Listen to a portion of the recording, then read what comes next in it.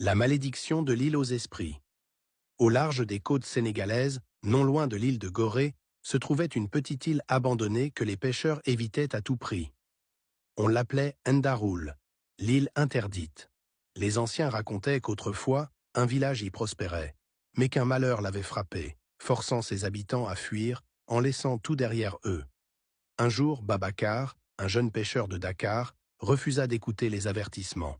Intrigué par les légendes, il décida d'explorer l'île avec deux amis, Awa et Mamadou. Ils partirent au crépuscule, pagayant silencieusement sous une lune blafarde. Dès qu'ils mirent pied à terre, une étrange sensation les envahit. L'air était lourd, chargé d'une odeur de bois brûlé et de sel. Au centre de l'île, ils découvrirent les ruines d'un village. Les huttes étaient en partie calcinées, mais l'étrange, c'était que les objets du quotidien, bols, nattes, tambours, semblaient figés dans le temps, comme si les habitants avaient disparu en une fraction de seconde. Soudain, Awa poussa un cri. Une silhouette sombre venait d'apparaître entre les arbres. Un vieil homme au visage rongé par l'ombre se tenait là, immobile. « Lungendi Defi, que faites-vous ici » demanda-t-il d'une voix rauque. Awa, tremblante, balbutia qu'il voulait juste comprendre ce qui s'était passé. Le vieil homme secoua la tête. « Ben bête du Guislep. Un seul œil ne voit pas tout, murmura-t-il.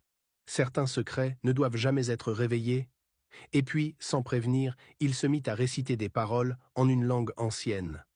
Le sol se mit à trembler, un vent glacé balaya l'île, et, dans l'obscurité, des dizaines de silhouettes fantomatiques émergèrent des ruines.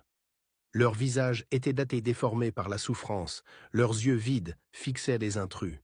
Mamadou hurla et prit la fuite vers la pirogue, mais Babacar resta figé. Il comprenait enfin. Le village n'avait pas été détruit par un incendie ordinaire. Une force sombre avait dévoré ses habitants, les piégeant entre la vie et la mort. Quand le vieil homme leva la main, une ombre s'abattit sur eux.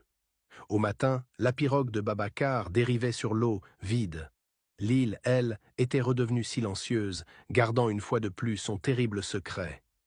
Et depuis ce jour, chaque nuit de pleine lune, les pêcheurs disent entendre des voix murmurer dans le vent.